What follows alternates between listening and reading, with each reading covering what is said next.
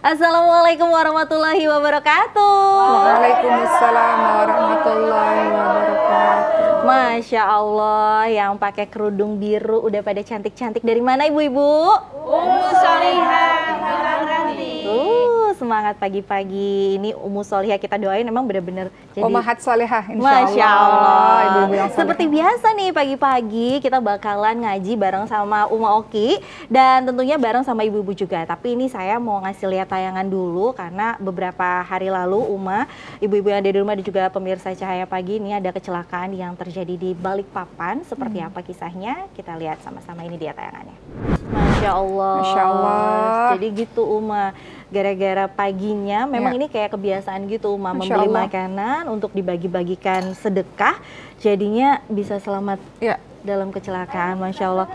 Waduh, Bu, Ibu, Ibu, Bu, Mbak Aisyah ngapain? Nah ini biar sodako pagi-pagi. Oh Masya Allah, ini gitu. gara-gara tadi saya bilang ada pasangan suami istri selamat dari kecelakaan karena beli makanan pagi-pagi gratis. Itu saja. Langsung semangat. Iya semangat gitu. Sedekahnya. Ini tapi ibu-ibunya dipaksa apa enggak nih sedekahnya? Dipaksa Bu Maisa, hayo dipaksa. Tapi gimana kalau kita membahas tentang sedekah? Seperti ini pembahasan yang sangat luar biasa menarik, apalagi dengan kejadian kemarin. Uma, emang bener ya Uma, kalau misalnya sedekah itu Uma bisa menolak bala? Masya Allah ya, ini sebuah judul yang sangat menarik dan saya rasa banyak dialami oleh ibu-ibu dan pemirsa yang ada di rumah. Baik, sebelumnya teman-teman sekalian, tentu kita harus berselawat kepada Rasulullah SAW terlebih dahulu. Allahumma sholli wa sallim wa barik alaihi, Allahumma sholli ala Muhammad wa ala alihi wa sahbihi ajma'in. Pada hari ini, alhamdulillah kita bertemu lagi semuanya dalam keadaan yang sehat. Semuanya dalam keadaan yang kuat imannya, insya Allah, kuat raganya, itu yang paling penting juga insya Allah. Dan hari ini kita akan bahas mengenai sodakoh sebagai penolak bala. Sebelum kita membahas mengenai keutamaan sodakoh, yang salah satunya adalah sodakoh sebagai penolak bala, mari kita lihat, ternyata orang yang suka sodakoh atau orang yang suka infak, ini adalah karakter dari orang-orang yang bertakwa. Bagaimana kita lihat di dalam surah Ali Imran ayat 133 sampai 134 dijelaskan ada karakter-karakter orang-orang yang bertakwa. Siapakah mereka-mereka itu? A'udzu billahi minasy syaithanir rajim. Allah. Bismillahirrahmanirrahim. Allah. وسارعوا إلى مغفرة من ربكم وجنة عرضها السماوات والأرض أعدت للمتقين الله الذين ينفقون في السراء والضراء والكاظمين الغيظ والعافين عن الناس الله والله يحب المحسنين الله Sadaqallahul Azim. Ibu-ibu yang salihah, pemirsa yang ada di rumah, dalam surah Ali Imran 133 sampai 134 dijelaskan bahwa kita diminta untuk bersegera kepada ampunan dari Tuhanmu dan kepada syurga yang luasnya seluas langit dan bumi yang disediakan untuk orang-orang yang bertakwa. Siapakah mereka itu? Yaitu, kata Allah SWT, orang-orang yang menafkahkan hartanya baik di waktu lapang maupun di waktu sempit, dan kemudian orang-orang yang menahan amarahnya, orang-orang yang memaafkan kesalahan orang lain, dan Allah menyukai orang-orang yang berbuat kebaikan. Jadi kita lihat di sini ciri-ciri orang bertakwa yang disebutkan di awal-awal itu adalah orang-orang yang gemar sekali berinfak, orang-orang yang gemar sekali bersedekah. Orang yang sedekah itu nggak mesti nunggu orang kaya. Yang sedekah bukan orang yang kaya tapi orang yang mau. Benar ya Bu? Betul. Banyak Masya Allah orang-orang yang hartanya nggak banyak tapi sedekahnya luar biasa. Karena dia mau. Tapi sebaliknya banyak orang-orang kaya di luar sana yang kekayaannya melimpah ruah tapi menimbun kekayaannya, memperkaya dirinya sendiri tapi nggak sedekah. Tapi kalau disebutkan orang-orang yang bersedekah bukan orang-orang yang kaya tapi orang-orang yang mau, dan ciri-ciri tersebut adalah ciri dari orang-orang yang bertakwa. Mari kita lihat lagi dalam surah Al-Munafiqun. Kita bicara dulu dalil-dalil atau landasan-landasan di dalam Al-Quran bagaimana kita diperintahkan untuk kita bersedekah supaya kita termotivasi untuk lebih banyak lagi. Insya Allah mudah-mudahan itu mendatangkan kebaikan untuk kita dunia dan akhirat. Kita lihat dalam surah Al-Munafiqun ayat ke-10, Allah Subhanahu wa taala berfirman, A'udzu billahi minasy syaithanir rajim. Allah. Wa anfiqu mimma razaqnakum min qabli an ya'tiya ahadakumul mautu fayaqul فيقول رب لولا أخرتني إلى أجل قريب فأصدق وأكن من الصالحين. Sadaqallahul Azim. Ini juga ayat yang sebenarnya harusnya bisa memotivasi kita. Jadi orang-orang yang mati itu berkata kepada Allah, tunda saja kematianku ya Allah, kasih aku waktu untuk aku bisa sedekah supaya aku bisa beramal solih. Disebutkan dia nyesel kenapa selama hidupnya nggak sedekah. Itu penyesalan orang-orang yang sudah meninggal dunia, teman-teman sekalian. Dan kita nggak mau jadi orang-orang yang menyesal seperti itu. Allah kasih kita kehidupan. Ini kematian-kematian mendadak ini banyak sekali loh teman-teman sekalian, ya Allah. Saya mengalami itu. Ayah saya 7 bulan yang lalu meninggal dunia mendadak lagi tidur, Bu. Lagi tidur. Kemarin teman saya meninggal mendadak, kecelakaan sama, meninggal mendadak, semua orang terkejut. Yang diingat apa? Kalau orang meninggal yang diingat apa? Bukan kayanya, bukan jabatannya, kebaikannya. Kemarin salah seorang teman, mohon izin saya bercerita, ternyata punya kebiasaan sedekah sembunyi-sembunyi. Meninggalnya kapan? Pada saat sedang mengantarkan sedekah. Masya Allah. Allah mematikan kita sesuai dengan kebiasaan kita. Ibu-ibu yang suka sedekah, mungkin saja Allah matikan dalam keadaan sedang bersedekah. Ibu-ibu yang suka sujud, banyak kita saksikan orang-orang yang meninggal dalam keadaan sujud. Seperti itu. Begitulah teman-teman sekalian, dan sekarang kita akan membahas sedekah ini menolak bala. Sebelum saya ceritakan banyak hal, Quran, hadis dan sebagainya, saya mau cerita satu kisah pengalaman pribadi. Anak saya yang keempat didiagnosa oleh Allah, didiagnosa oleh dokter atas izin dari Allah adalah memiliki kelainan langka, kelainan genetik, namanya sindrom Prader-Willi. Ketika lahir, Bu, dokter nggak tahu anak ini kenapa, namanya kelainan langka, susah untuk dideteksi. Dari atas sampai bawah, Ibu kayaknya anak Ibu ada sesuatu di otaknya, bocor jantung Ibu, kayaknya darahnya ada sesuatu, kayaknya leukemia Ibu. Di belakang punggungnya ada sesuatu, kayaknya cacat tulang belakang Ibu. Tulangnya kayaknya berbunyi, ada masalah di tulangnya dan sebagainya. Kayaknya dari atas sampai bawah itu ada sesuatunya. Tapi ini masih dugaan sementara. Maka kemudian, Masya Allah, apa yang terjadi? Beberapa bulan kemudian, semua diagnosa itu tidak ada satupun yang betul. Yang betul adalah sindrom Prader-Willi syndrome dengan kelainan langka, tapi itu tidak, saya katakan pada dokter, apakah itu mematikan dokter? Itu tidak mematikan, dalam artian dia punya peluang untuk hidup panjang. Setelah saya pikir-pikir, kenapa bisa seajaib ini? Cerita ini bukan bermaksud riak, tapi saya ingin memberikan kesaksian kepada Bapak dan Ibu semua, teman-teman semua yang mungkin menonton, ya, bahwa saya punya rumah Quran, Ibu-ibu sekalian, ya, bahwa saya dan banyak orang lah, kita berada dalam rumah Quran tersebut. Kita sama-sama menginginkan anak-anak Indonesia bisa belajar Quran dengan gratis. Maka saya pikir mungkin ini wasilah. Kalau bukan karena ini, mungkin betul apa semua dugaan dokter di awal. Jadi itu ajaibnya sedekah dengan luar biasa, bisa menolak bencana atau bisa menolak bala, bisa menolak hal-hal yang membuat kita sedih. Maka sedekah bisa menolak bala. Kita lihat teman-teman sekalian bahwa sedekah salah satunya bisa menolak wabah penyakit kusta dan lepra pada masa Rasulullah, bisa saja di masa sekarang juga. Ya, dikatakan dalam sebuah hadis, bersegeralah bersedekah sebab bala bencana tidak pernah bisa mendahului sedekah. Belilah semua kesulitanmu dengan sedekah, obati penyakitmu dengan sedekah. Sedekah itu adalah sesuatu yang ajaib. Sedekah bisa menolak 70 macam bala bencana, dan yang paling ringan adalah penyakit kusta. Dan saya rasakan itu dalam kisah anak saya tadi.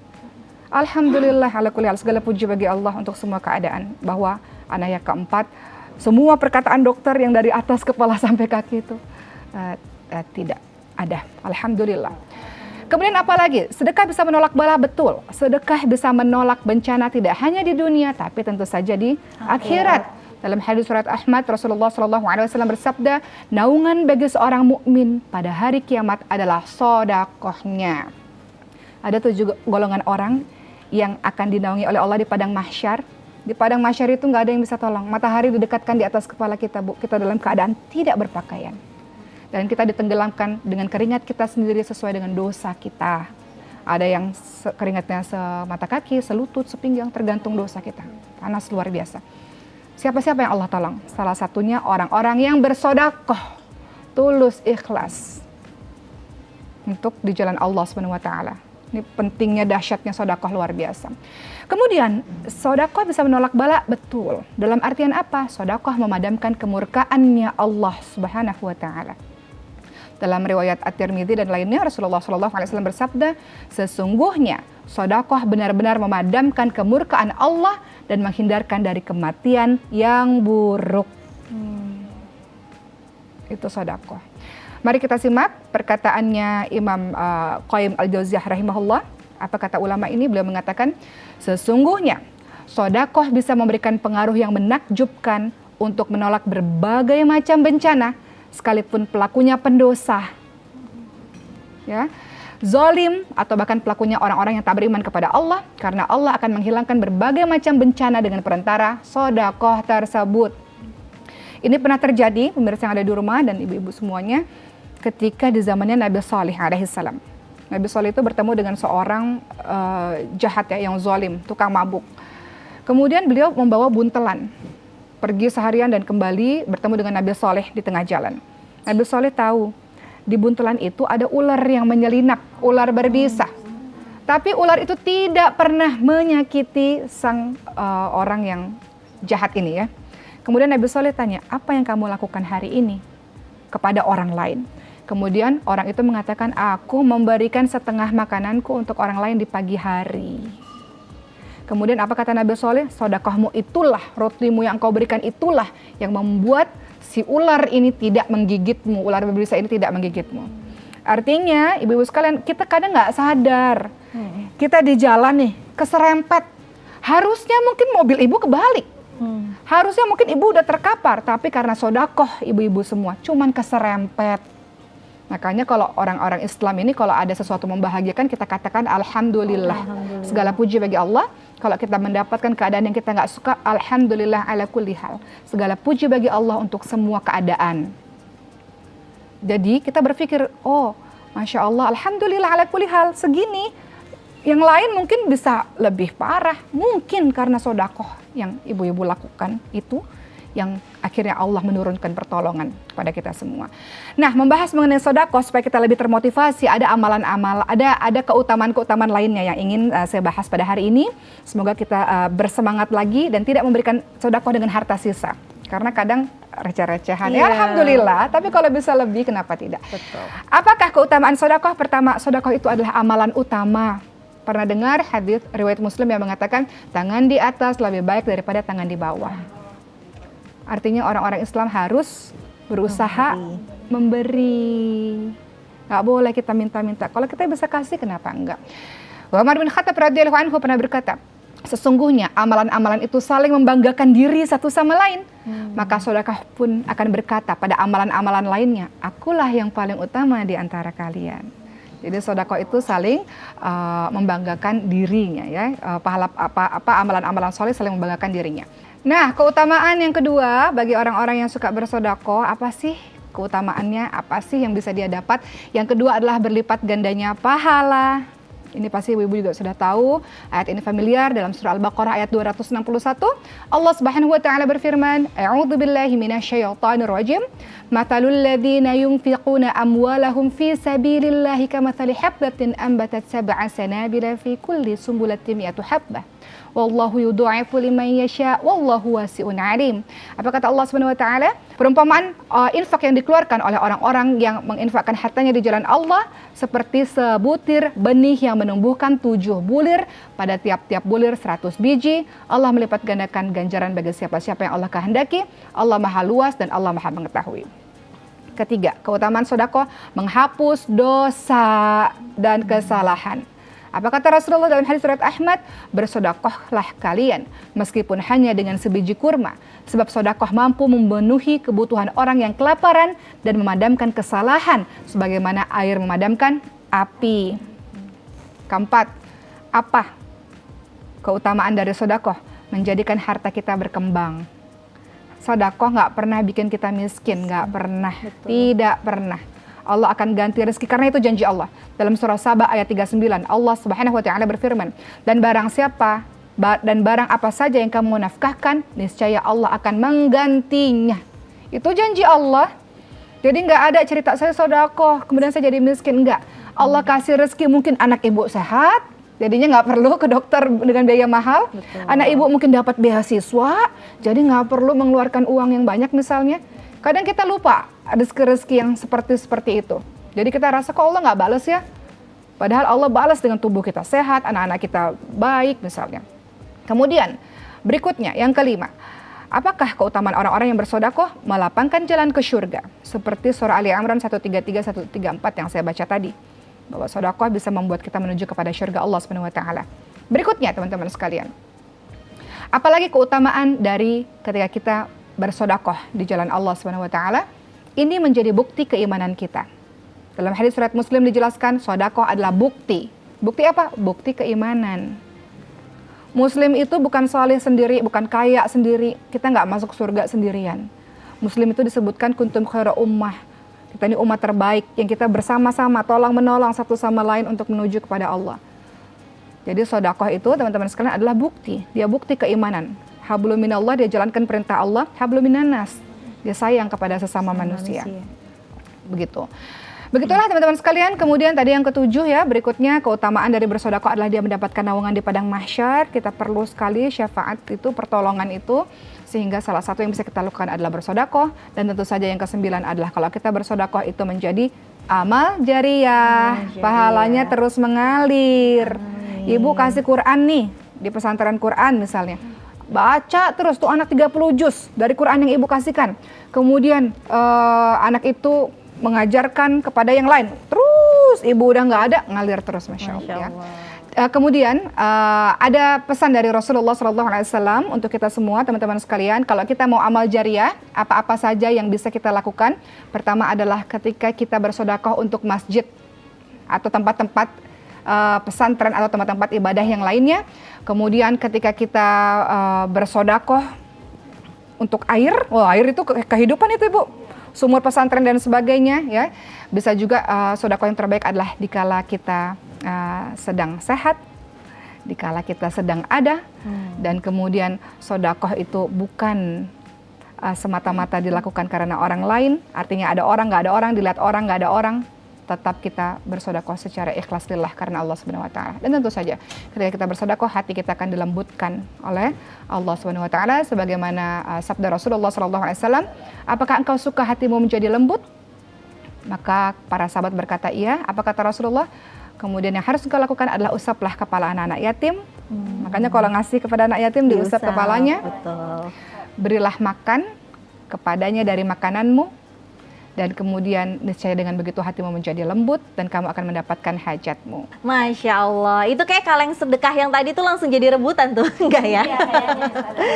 Tapi ada yang mau nanya nggak ibu-ibu? Saya. Oh, luar biasa. Masya Allah, ibu paling aktif dari tadi. Iya, banyak Jangan banget bertanya. puter-puter ini tanya juga ya. Silakan, dengan ibu siapa? Assalamualaikum warahmatullahi wabarakatuh. Waalaikumsalam warahmatullahi Nama wabarakatuh. saya Ibu Mesa dari Ummu Solihah Pinang Ranti. Mau bertanya Ustadzah, ini kan saya suka bersedekah. Masya Allah. Tapi mengatasnamakan orang tua yang masih Masya ada. Allah. Terus mengatasnamakan juga saudara-saudara yang udah meninggal. Gimana tuh Ustadz itunya, Ustadz Yahya? Baik. Itu maksudnya pahalanya. Iya. Baik. Terima kasih. Assalamualaikum warahmatullahi wabarakatuh. Waalaikumsalam. Ini demam kamera kayaknya. Nenek. Uma masa dipanggil Ustadz? Maksudnya sama ya Bu ya, Iya, tinggal tambah iya. ahnya belakangnya. Gimana tuh Uma? Baik, ini Masya Allah ya, ini luar biasa. Ini juga banyak pertanyaan yang serupa. Pertanyaannya adalah bagaimana ya caranya supaya kita bisa berbakti atau berbuat baik terhadap orang yang meninggal dunia. Bagaimana cara berbakti kepada orang tua yang sudah meninggal dunia. Kemarin juga, baru saja kemarin ada orang datang ke rumah saya Bu. Seorang ibu yang merasa bersalah sekali karena selama ini selalu marah-marahin anaknya dan anaknya meninggal dunia. Tidak sempat ketemu ibu, jadi ada dihantui rasa bersalah katanya. Kemudian beliau mengatakan saya harus melakukan apa karena saya nggak bisa lepas dari rasa bersalah saya. Kemudian apa yang bisa kita lakukan untuk orang-orang yang meninggal dunia tersebut kaitannya dengan sodako adalah ibu sekalian, sodako atas nama khususnya orang yang sudah meninggal itu adalah amal solih untuk kita berbuat baik kepadanya. Kalau kita lihat teman-teman sekalian, ada seseorang yang pada saat itu bertanya kepada Rasul, Rasul, bagaimana ya cara aku bisa berbakti kepada kedua orang tuaku karena orang tuaku sudah meninggal dunia. Dulu waktu masih hidup belum sempat banyak berbuat baik pada orang tua. Apa kata Rasulullah SAW? Tentu saja engkau masih bisa berbuat baik kepada orang yang sudah meninggal dunia. Seperti itu. Caranya bagaimana? Mendoakan, beristighfar. Makanya orang tua tuh bingung nanti di akhirat. Ya Allah, kok saya naik derajat surga lagi ya Allah? Kok naik lagi ya Allah? Kenapa ya Allah? Allah menjawab karena istighfar dari anak-anakmu. Gitu. Jadi penting nih, ajarkan anak-anak kita beristighfar, minta ampun untuk kita. Kemudian, apalagi yang bisa dilakukan? Memenuhi janji mereka setelah meninggal dunia atau wasiat yang baik tentunya. Menjalin hubungan silaturahim dengan keluarga, dengan kerabat, dengan orang-orang yang mereka sayangi, dan kemudian memuliakan teman keduanya dan juga bersodakoh atas namanya. Kalau misalnya orang tua meninggal dunia, sahabat ibu kah, atau anak, atau siapapun itu, bagaimana cara kita untuk kita bisa memberikan kasih sayang kita kepadanya, bersodakoh atas namanya. Seperti itu. Begitu pula kalau ibu jahat nih sama orang, ngegibahin orang. Orangnya udah pergi nggak tahu kemana, bingung nih gimana ya caranya ya untuk menebus kesalahan saya. Orang yang nggak tahu hidup, nggak tahu udah nggak ada, rasa dihantui, rasa bersalah, kita bisa sodakoh juga atas namanya. Seperti itu. Oh, Masya Allah. Ada Semangat lagi yang ya. mau nanya Ibu-Ibu? Oke, Silakan, silakan Ibu. Ibu. Maju boleh, sini. Hati-hati Bu. Pelan-pelan, betul. Pelan-pelan. Assalamualaikum warahmatullahi wabarakatuh. Waalaikumsalam warahmatullahi wabarakatuh. Saya Ibu Nur Hayati dari Umu Soleha Pinangranti. Ingin bertanya Ustazah, Iya Ibu. saya beramal, tapi saya mengharap banyak dari amal saya itu ya, untuk minta rezeki yang rezeki buat suami saya, sehat buat anak saya dan keluarga saya. Itu gimana Ustazah? Oke, baik. Terima Assalamualaikum kasih Bu Nur. warahmatullahi wabarakatuh. Waalaikumsalam warahmatullahi wabarakatuh. Gimana tuh Uma? Jadi sudah sedekah tapi pengennya sih dilipat gandakan tuh dari hasil sedekahnya gitu. Boleh nggak sih Uma? Baik. Ibu-ibu dan pemirsa yang ada di rumah, kalau kita bersodakoh dan kemudian kita berharap agar Allah membalas apa-apa yang sudah kita inginkan, tentu saja boleh. Yang nggak boleh itu berharapnya sama manusia. Contoh, kita udah nyekolahin nih seorang anak, tiba-tiba anak itu jadi orang hebat, lupa. Kemudian kita katakan, kalau nggak gara-gara saya, kamu nggak bisa jadi orang. Artinya ibu mengharapkan balasan dari orang tersebut. Padahal kalau ibu nggak tolong juga, Allah kirim ke orang lain untuk tolong dia. Memang dia takdirnya jadi orang sukses kok, sebenarnya seperti itu. Tapi intinya kalau kita berharap sama manusia, itu pasti ujungnya adalah kecewa. Tapi berharap kepada Allah SWT harus.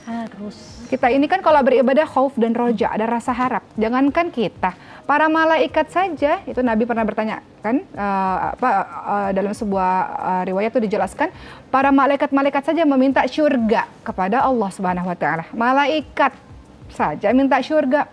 Nabi Adam alaihissalam, Nabi Muhammad SAW, semuanya minta syurga kepada Allah Subhanahu Wa Taala. Kan kita juga doa-doa itu apa? Kan permintaan juga kepada Allah. Kita doa sapu jagat, Rabbana atina fid dunya hasanah wa fil akhirati hasanah wa qina adzabannar. Dan semua doa yang ibu ucapkan itu kan adalah pengharapan. yang kita ucapkan kepada Allah Subhanahu wa taala. Jadi boleh nggak? Boleh banget. Bahkan amal soleh kita itu jadi wasilah kalau kita kenapa-napa. Teman-teman di rumah pernah dengar ibu-ibu semua tentang wasilah amal soleh itu bisa bantu kita di saat nggak ada orang bisa tolong. Jadi kisahnya ada 3 orang yang pada saat itu berjalan di tengah gurun, tiba-tiba badai, nggak tahu dari mana badai. Tiba-tiba hujan deras, kemudian tanah longsor. Mereka berlindung ke dalam sebuah gua yang ada di situ. Di tengah-tengah situ ada sebuah tempat gitu. Tiba-tiba batu besar menutup pintu gua. Nggak bisa keluar. Mereka dorong, nggak bisa. Kita nggak boleh ada di sini. Karena kalau kita di sini orang tua kita, keluarga kita, istri anak kita nggak tahu. Kita mati di sini nggak ada yang tahu, kata mereka. Kita harus keluar dari gua ini. Mereka mendorong nggak kuat. Apa yang mereka lakukan? Wasilah amal soleh, dengan perantara amal soleh. Orang pertama mengatakan, ya Allah, saya ini bakti sama orang tua saya, ya Allah. Selalu memperhatikan makan minumnya mereka, ya Allah. Kalau engkau nilai ini perbuatan amal soleh, ya Allah, tolong geser batu ini di saat semua orang nggak ada yang bisa tolong. Selain pertolongan darimu. Allah geser batu itu. Nggak semuanya, baru setengah. Orang kedua mengatakan, ya Allah, saya pernah suka sama orang. Pernah cinta sama orang. Ada kesempatan untuk zina, ada. Tapi saya tinggalkan dia karena saya takut kepadamu, ya Allah. Dan Allah nilai itu amal salih, itu berat gitu. Suka sama orang, ada kesempatan tapi dia tinggalkan karena takut sama Allah. Allah geser batu itu. Kemudian orang ketiga mengatakan, saya punya pegawai, dia lupa ngambil gaji. Gajinya itu saya belikan hewan ternak, dan hewan ternak itu sudah beranak pinak sangat banyak. Tiba-tiba orangnya datang. Akhirnya saya kasih seluruh hewan ternak yang beranak pinak itu kepadanya. Allah nilai itu sebuah amal soleh, Allah geser batunya. Mereka selamat. Artinya dalam kehidupan kita sehari-hari, kita melakukan amal soleh, tenang aja. Dan kita minta harus, tenang saja. فَمَا يَعْمَلْ مِثْقَالَ ذَرَّةٍ خَيْرًا يَرَهُ. Kebaikan sebiji zarah itu Allah akan balas, ibu-ibu sekalian. Seperti itu. In ahsantum ahsantum li anfusikum.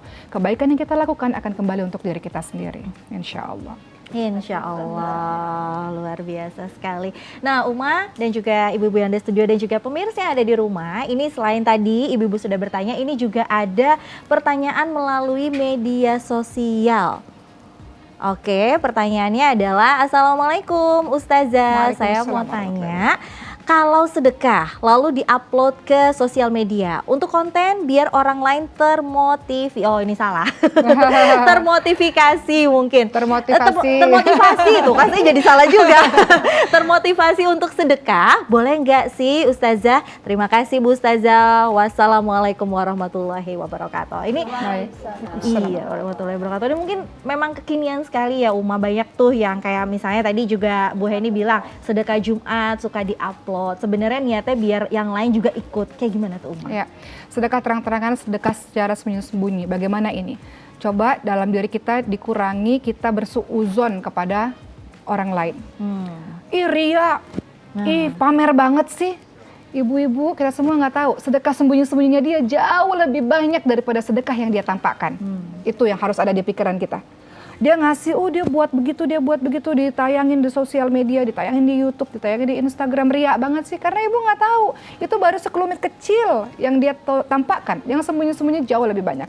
Innamal a'malu binniyah. Segalanya itu, niat itu tergantung niat. Amalan tergantung niat. Jadi kalau memang yang tahu riya atau ikhlas itu adalah urusan dia sama Allah. Urusan kita adalah hindari nyinyir, hindari iri dengki. Sedekah secara terang-terangan, secara sembunyi-sembunyi boleh. Dalam surah Al-Baqarah 274, Allah Subhanahu wa taala berfirman yang artinya, orang-orang yang menafkahkan hartanya di malam dan di siang hari, secara sembunyi-sembunyi maupun terang-terangan, maka mereka mendapatkan pahala di sisi Tuhannya. Tidak ada kekhawatiran terhadap mereka dan tidak pula mereka bersedih hati. Bukan masalah terang-terangan dan sembunyi-sembunyi, tapi masalah keikhlasan yang hanya dialah yang tahu dengan Robnya. Jadi, apakah boleh di-share? Boleh, selama ibu yakin bahwa tidak ada rasa apa-apa. Saya dilihat orang, nggak ada orang, sama kok perbuatan saya itu ikhlas. Dipuji, dicaci maki, dilihat nggak dilihat, sama. Saya tetap melakukan kok, itu namanya ikhlas. Seperti itu, jadi silakan saja. Kalau yakin bahwa nggak ada orang, saya juga melakukan kok, gitu. Masya Allah. Jadi sebenarnya sedekah itu banyak sekali manfaatnya, alhamdulillah. Jadi sedekah itu banyak sekali manfaatnya. Kalau mungkin kemarin-kemarin kita merasa, aduh sedekahnya pakai uang sisa, atau kadang-kadang aduh sedekahnya uang yang jelek aja, atau koinan aja. Sekarang kan udah tahu manfaatnya, insya Allah setelah ini pulang dari sini, setelah menyaksikan acara ini langsung sedekahnya beramai-ramai, sedekah dengan uang yang jauh lebih banyak, dengan Amin. barang yang lebih banyak, dan semoga Izin suami tapi. Oh iya, Kalau ada izin suami, izin suami. Iya betul-betul, jangan lupa izin suami ya. Dan insya Allah semuanya menjadi keberkahan yang luar Amin. biasa. Tapi tanpa terasa kita sudah ada di penghujung acara. Ya. Ibu-ibu Pinang Ranti terima kasih sudah hadir di studio Cahaya Pagi. Uma juga terima kasih. Terima kasih. Pemirsa Cahaya Pagi yang ada di rumah juga terima kasih. Jangan lupa untuk terus menyaksikan program Cahaya Pagi di waktu dan jam yang sama. Saya Raini Risti dan juga Uma Oki pamit undur diri. Wassalamualaikum warahmatullahi wabarakatuh. Waalaikumsalam warahmatullahi wabarakatuh.